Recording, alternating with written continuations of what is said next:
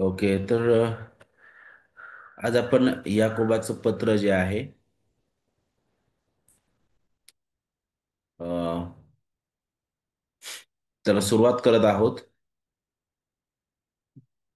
मी पूर्ण नोट्स काढू शकलो नाही कारण 4 वाजल्यानंतर जरा माझी तब्येत डाऊन झाली जास्त. पण जे काही तयारी केली 4 वाजेपर्यंत ती तुमच्या समोर ठेवत आहे. पुढच्या वेळी आपण राहिलेला जो भाग आहे आपण पुढच्या आठवडी पाहूया. ओके. तर याकोबाचं जे पत्र आहे, ज्यावेळेस आपण या पत्राबद्दल विचार करतो, तर नेहमीप्रमाणे आपण ज्या प्रकारे इतर पत्रांची सुरुवात पाहतो नाही का, तर त्याची पार्श्वभूमी आपण लक्षात घेणं गरजेचं आहे.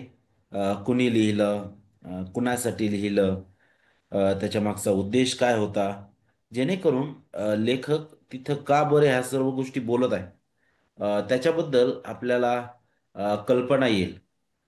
त्याबद्दल आपल्याला त्याबद्दल आपल्याला थोडीशी अ, अजून मार्गदर्शन भेटेल की नेमकं लेखकाला असं का बोलायचं आहे. तर सगळ्यात अगोदर ज्यावेळेस आपण या पत्राचं पार्श्वभूमी पाहतो, तर हे पत्र कुणी लिहिलं? तर आपल्याला माहित आहे की याकोबाने पत्र लिहिलेलं आहे.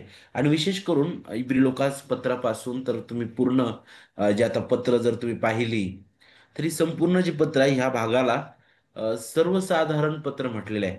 कारण त्याचं कारण हे आहे की त्यामध्ये सर्वसाधारण आपण म्हणू शकतो किंवा दैनंदिन जीवनासाठीचे जे उपदेश आहे, अ, ते आपल्याला या पत्रांमध्ये पाहायला भेटतील. आणि म्हणून हा जो पत्रकर्ता आहे, कुणी हे लिहिलं, तर मग अध्याय 1 आणि वचन 1 सुरुवात करत असताना अशा प्रकारे केली बघा. 12 वंशातील पांगलेल्या लोकांना देवाचा व प्रभू येशू ख्रिस्ताचा दास याकोब ह्याचा सलाम.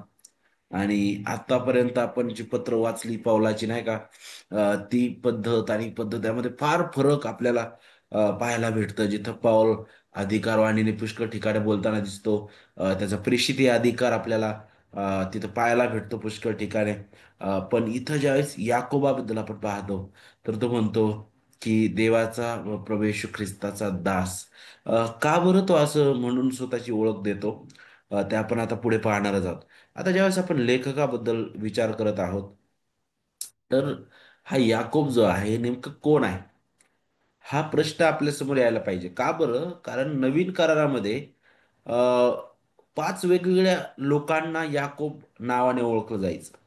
जवळजवळ 5 वेगवेगळी अशी लोक ज्यांचे नाव याकोब होतं. आणि त्यामध्ये प्रभू येशू ख्रिस्ताच्या 12 शिष्यांमधील दोघांचा समावेश आहे. तिथं 2 जण. त्यानंतर आपल्याला पाहायला भेटतं की जर आपण पाहिलं तर 5 त्या लोकांपैकी फक्त दोघांनाच असं पत्र लिहिण्यासाठी सुरुवातीच्या मंडळीत पुरेसा अधिकार होता. कारण एकतर प्रेषित म्हणून आपण विचार करतो की त्यांना अधिकार तो असावा. पण हा नेमकं लेखक कोण होता की ज्याने हे पत्र लिहिलेलं आहे? त्या 5 पैकी कोणता याकोब असावा हा? तर त्या दोघांपैकी जर आपण पाहिलं, तर याकोब ज्याला जब्दीचे मुलगे नाही का, योहान त्याचा भाऊ याकोब म्हटलेला आहे. आणि मग पण आपण ज्यावेळेस या याकोबाबद्दल जर विचार केला की अरे हा याकोब असेल, याने हे पत्र लिहिलेलं असेल नाही का, असं जर आपण विचार केला, तर आपल्याला हे समजणं गरजेचं आहे की हा जो याकोब आहे, हा असा होता की ज्याचा सगळ्यात अगोदर शिरच्छेद झाला. अ, अ, अ, त्याला जो लवकर सगळ्यात अगोदर जो जो रक्तसाक्षी झालेला आहे. प्रेषितांची कृत्य अध्याय 12 आणि वचन 2 मध्ये आपल्याला पाहायला भेटतं. जो हेरोद अग्रिप्पा होता पहिला, त्याच्या काळात हा रक्तसाक्षी झालेला होता.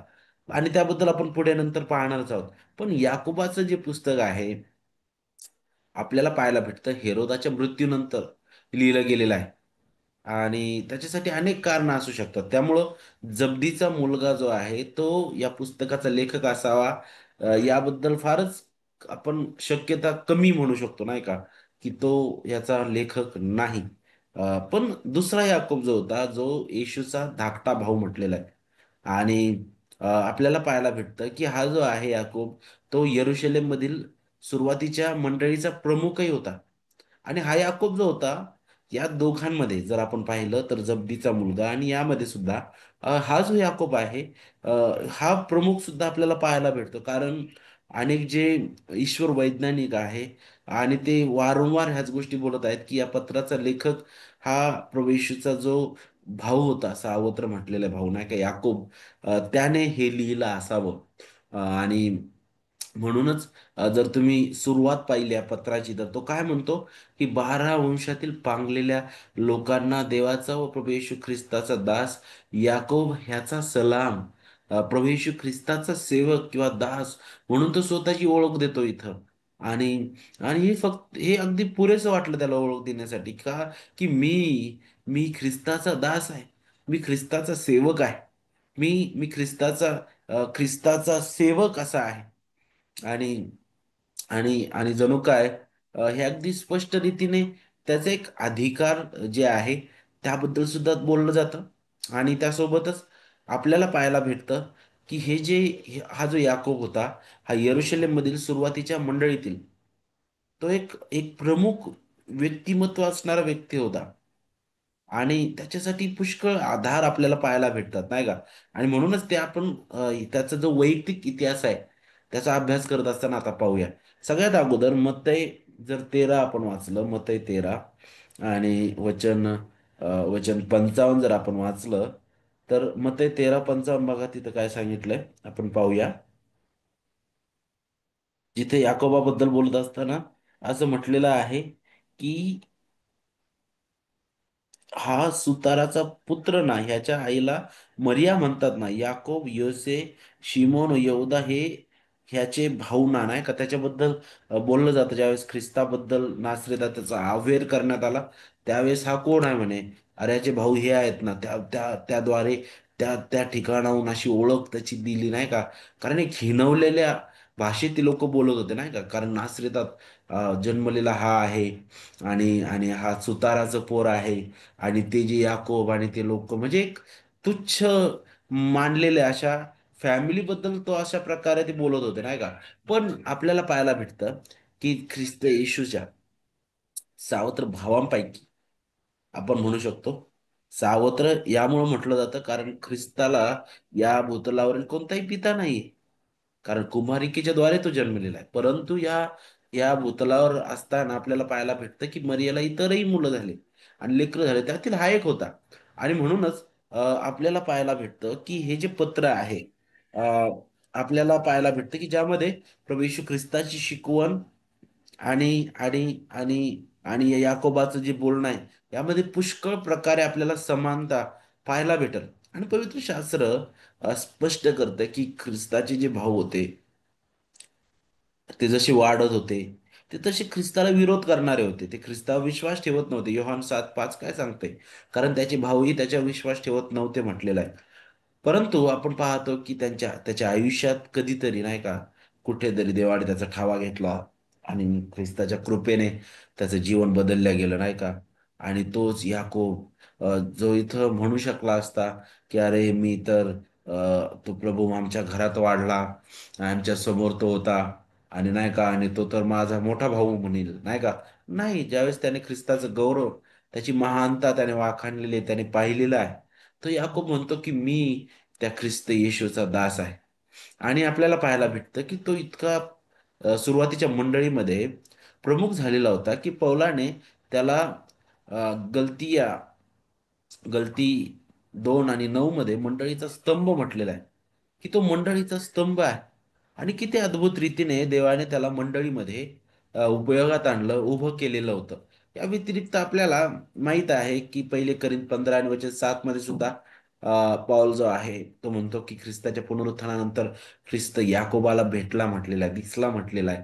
तर तिथं सुद्धा त्याचा उल्लेख आपल्याला पाहायला भेटतं. आता ज्यावेळेस आपण याकोबाबद्दल पाहतो तर त्याचं जे अधिकाराचं स्थान आहे मंडळीमध्ये कसं होतं, जर आपण प्रेषितांची कृत्य 15 अध्याय जर वाचला तर तिथं आपल्याला शिकायला भेटेल की अं, ती जी धर्म परिषद होती नाही का तिथं झालेली, त्यांचा मेन जो वक्ता होता, जो जो प्रमुख किंवा जो प्रवक्ता आपण म्हणतो नाही का बोलणारा, तो याकोब होता तिथं. आणि यावरून आपण आपण पाहू शकतो की तो त्या मंडळीमध्ये एक एक प्रमुख पुढारी म्हणून सुद्धा आपल्याला पाहायला भेटतं कमीत कमी 3 वेळा आपल्याला तिथं त्याचा उल्लेख आपल्याला पाहायला भेटतो प्रेषितांच्या कृत्यमध्ये.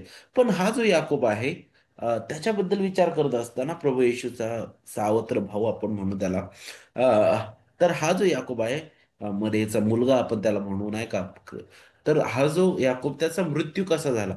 त्याचा मृत्यू कसा झाला? तर बायबलमध्ये असं ठामपणे कुठं उलगडा आपल्याला पाहायला भेटत नाही. पण ज्यावेळेस आपण मंडळीच्या इतिहासाचा अभ्यास करतो तर जोसेफस जो होता जो आपण त्याला काय म्हणू शकतो की चर्च फादर म्हणतात त्याला नाही का.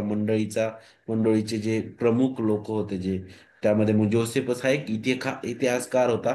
आणि त्याने अशा प्रकारे सांगितलेलं आहे त्याचं जे एक पुस्तक आहे अँटिक्विटीज नावाचं ते पुस्तक त्याच्यामध्ये अध्याय 9 आणि विभाग 1 मध्ये तो म्हणतो तो म्हणतो की याकोबाला सन्हेद्रिन समोर म्हणजे ते जे न्यायाधीश आहे जे सभास्थानामध्ये ते एकत्रित येऊन वेगवेगळ्या गोष्टींवर न्याय करायचे नाही का.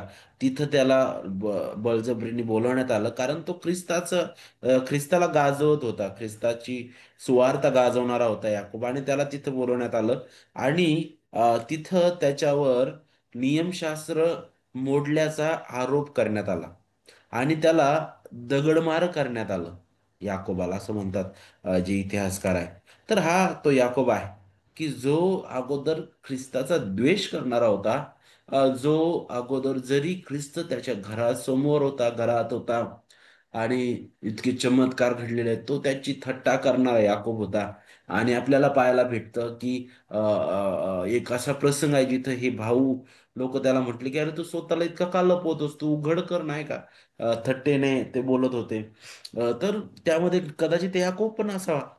पण या सगळ्या गोष्टीबद्दल विचार करत असताना ज्यावेळेस ख्रिस्ताचा सुवार्तेने ज्यावेळेस आपल्या हृदयाचा ठावा घेतला जातो नाही का. ते पापी भ्रष्ट हृदय जे ख्रिस्ताचा द्वेष करणार त्या हृदयामध्ये किती अद्भुत रीतीने ख्रिस्ताची महानता प्रगट होते. त्याचं एक सुंदर उदाहरण आपल्याला याकोबाच्या जीवनातून पाहायला भेटतं. किती अद्भुत हे आहे नाही का. आणि म्हणून याकोबाबद्दल विचार करत असताना आता पुढे येत असताना आपल्याला आणखी एक महत्वाचा मुद्दा शिकणं गरजेचं आहे. आपण लेखकाबद्दल पाहिलं. आता लेखकाबद्दल पाहत असताना कुणाला हे पत्र लिहिण्यात आलेलं आहे. कुणासाठी हे पत्र लिहिण्यात आलं आणि का लिहिण्यात आलं. जर ह्या दोन गोष्टी जर आपण समजून घेतल्या ना तर आपल्याला हे हे पत्र जे आहे ना आपल्या हृदयात बसून जाईल एक अगदी अगदी अगदी ठसवलं जाईल हे पत्र आणि आपल्याला समजायला मदत होईल. आता जर आपण लेखक काय बोलत आहे आणि लेखक ह्या सगळ्या गोष्टी का बरं बोलत आहे. कारण हे पत्र जे आहे तर तुम्ही सुरुवातीपासून पाहिलं तर फार व्यावहारिक पाहायला भेटतं आपल्याला तिथं फार कृत्यांवर भर दिलेला आपल्याला पाहायला भेटतो. मग कृत्यांवर भर दिलेला आहे तर याचा अर्थ याकोब जो आहे तो देवाची कृपा नाकारतो का? नाही नाही नाही नाही. बिलकुल नाही. तर मग ह्या गोष्टीचा समतोल कसा राखणार आहे.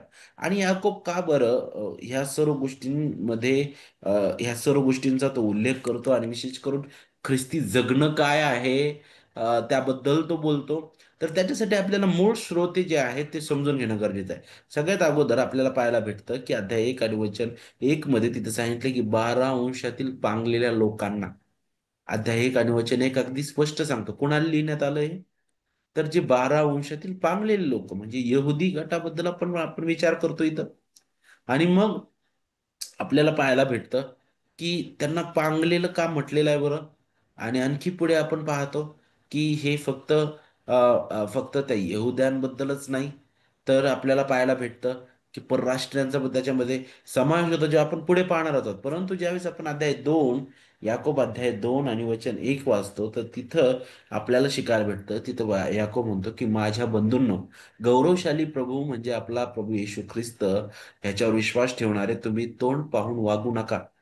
अ, ही वचनं आपल्याला एक सुंदर कल्पना देईल की याकोबाला नेमकं काय बोलायचंय आणि काय घडत आहे त्या मंडळीमध्ये. एकतर 12 वंशातील पांगलेल्या लोकांना तो हे लिहित आहे. हे का पांगले होते जर आपल्याला हे समजून घ्यायचंय तर आपल्याला पुढं जावं लागेल नाही का.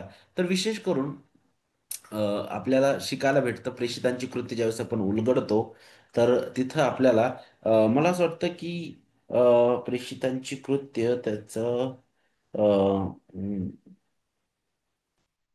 ते पण ज्यावेळेस स्तेफनाला दगडमार करण्यात आला, त्याच्यानंतर भयंकर छळ आलेला आहे.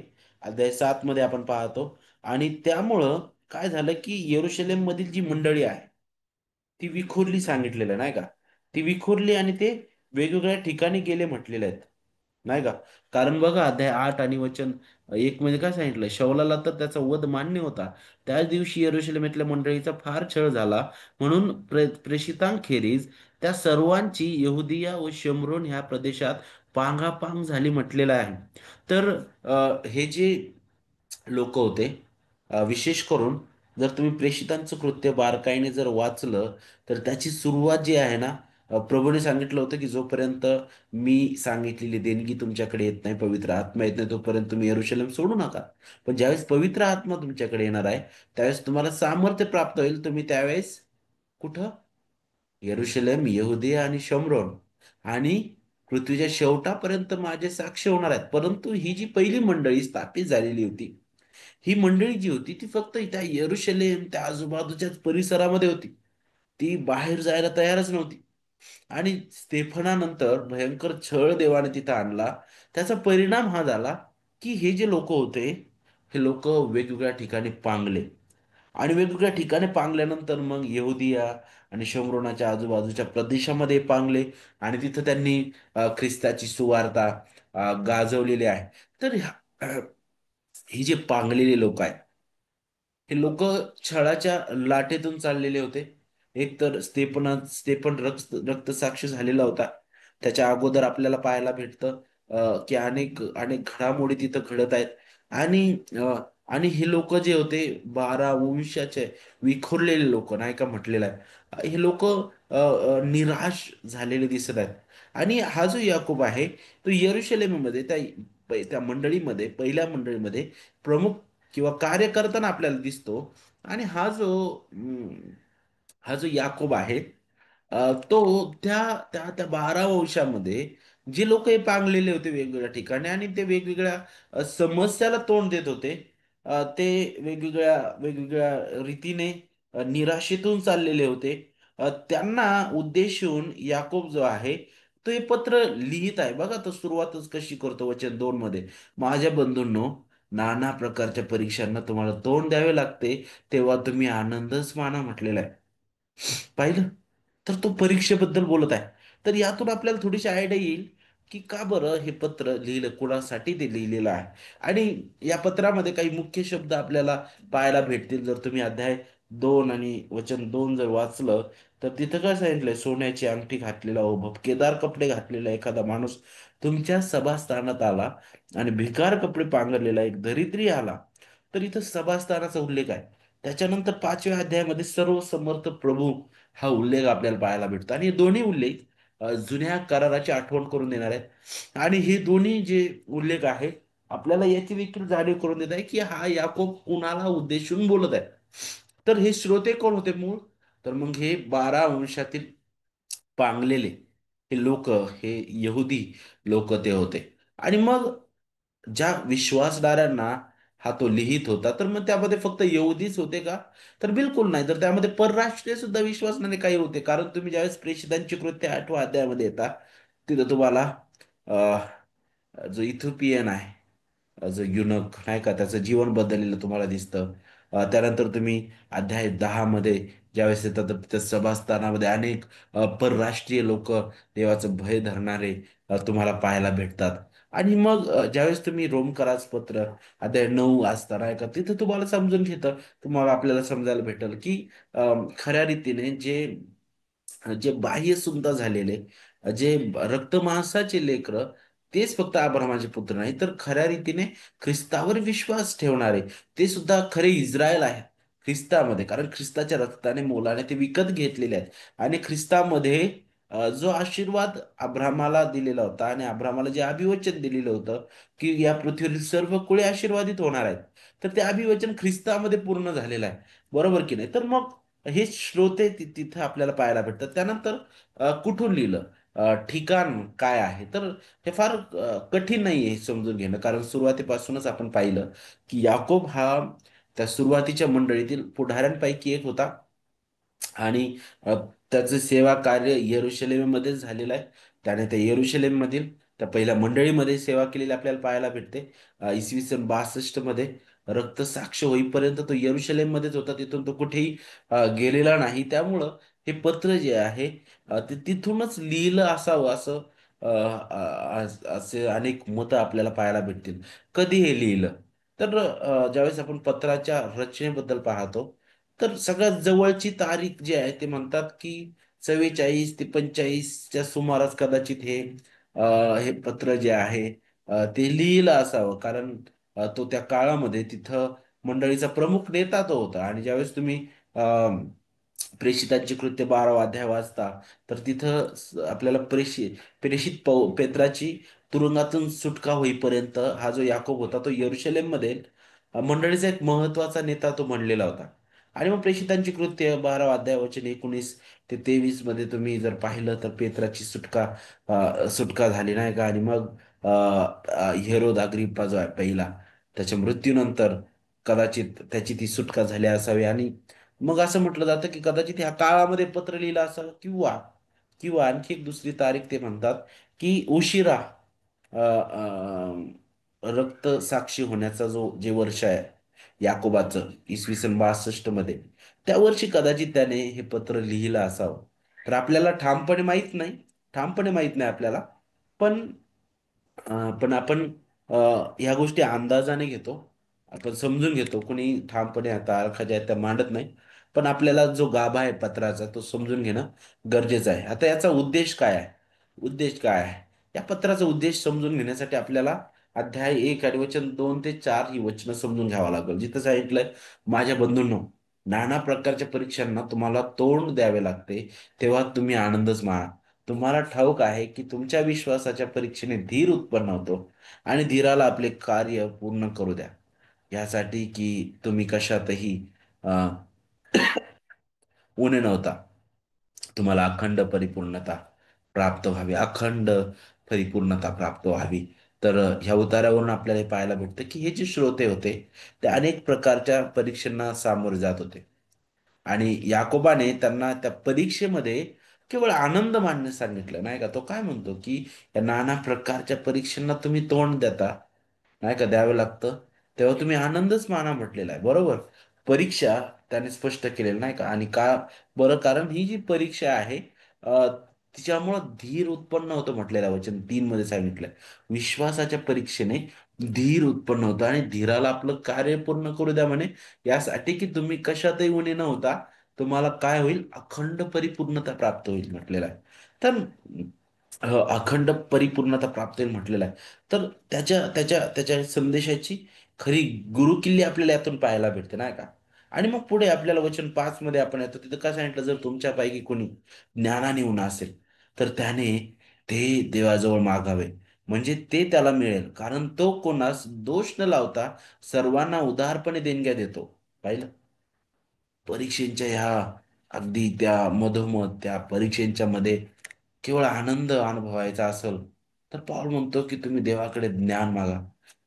काय ज्ञानाचा आणि आनंदाचा संबंध आहे?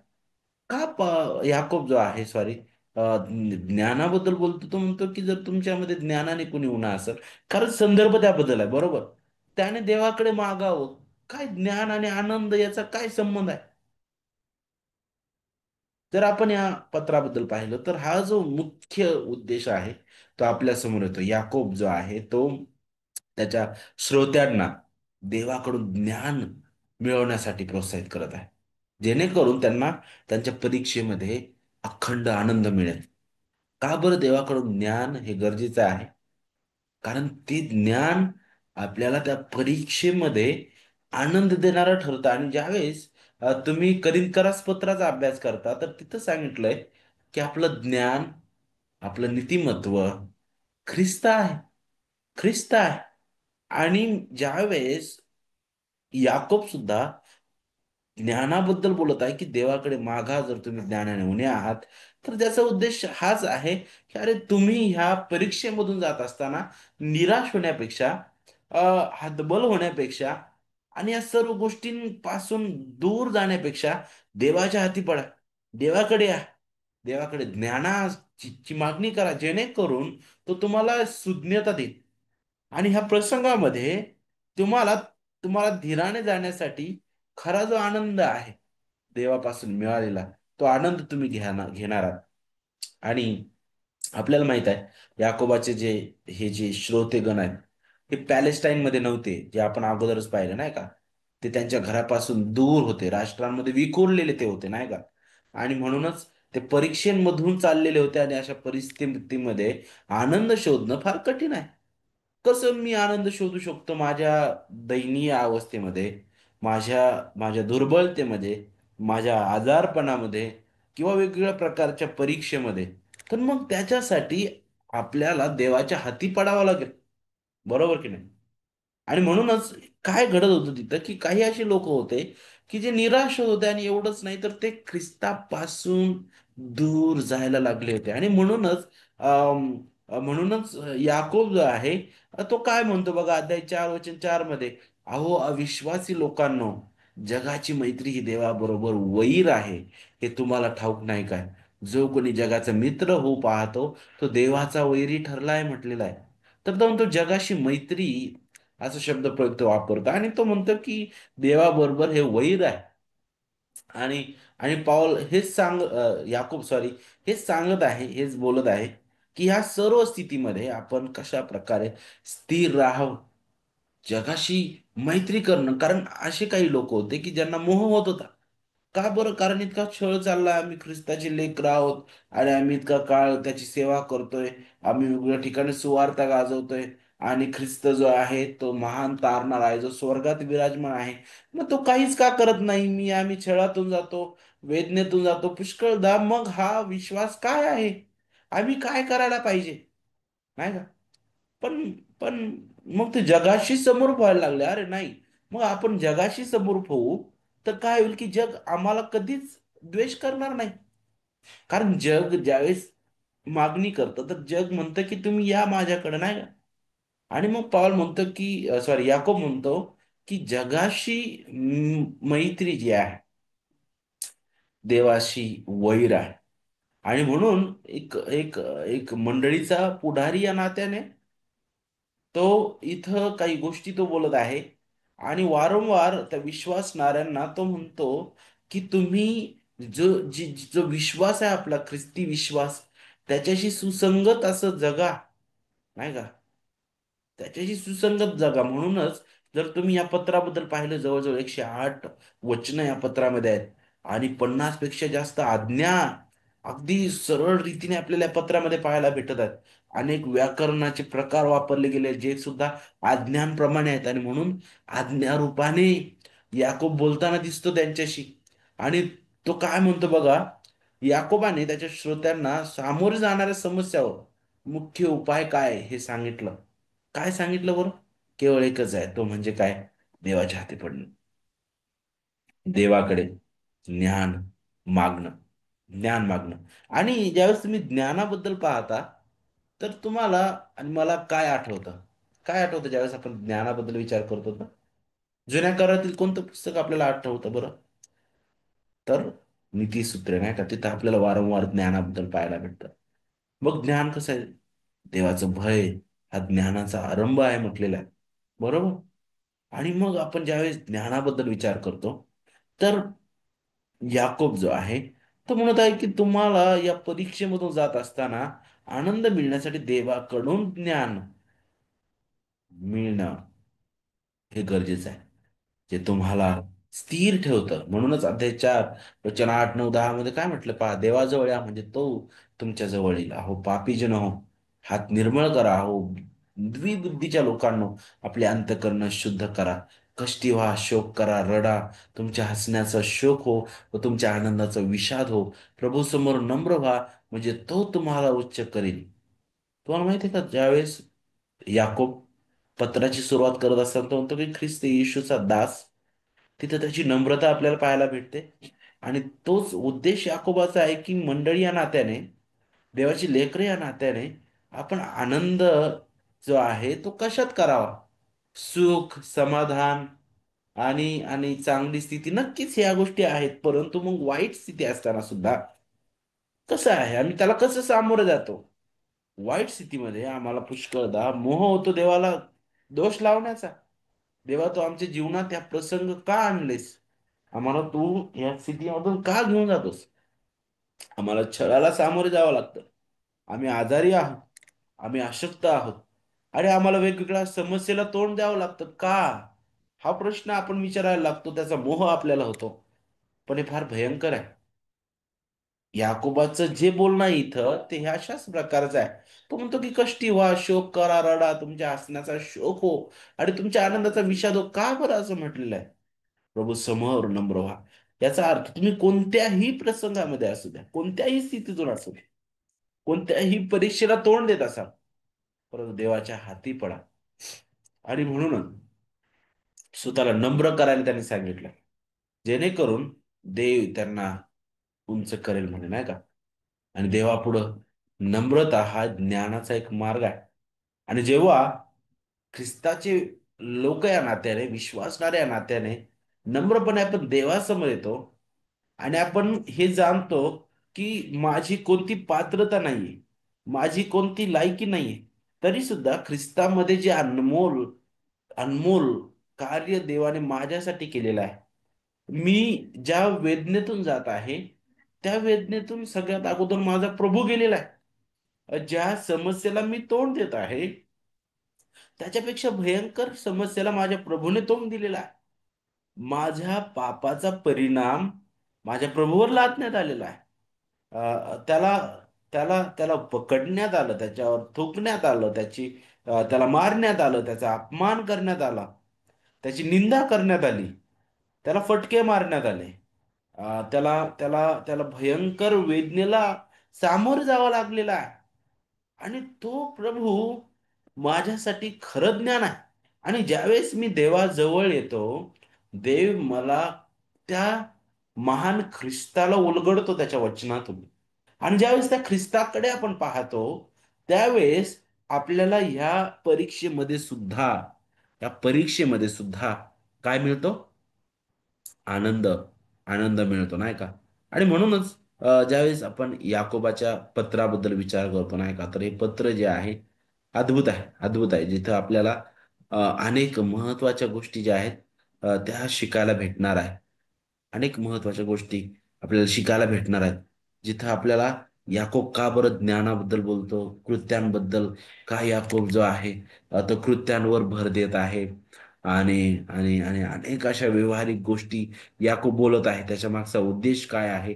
ह्या सर्व गोष्टी ज्या आहेत ना, त्या आपण येणाऱ्या येणाऱ्या क्लासमध्ये आपण अभ्यासणार आहोत. आता आपण इथे थांबणार आहोत. आपण प्रार्थना करू आणि देवाला हीच विनंती करू, प्रभू, आम्ही ज्यावेळेस याकोबाच्या पत्राचा अभ्यास करत आहोत,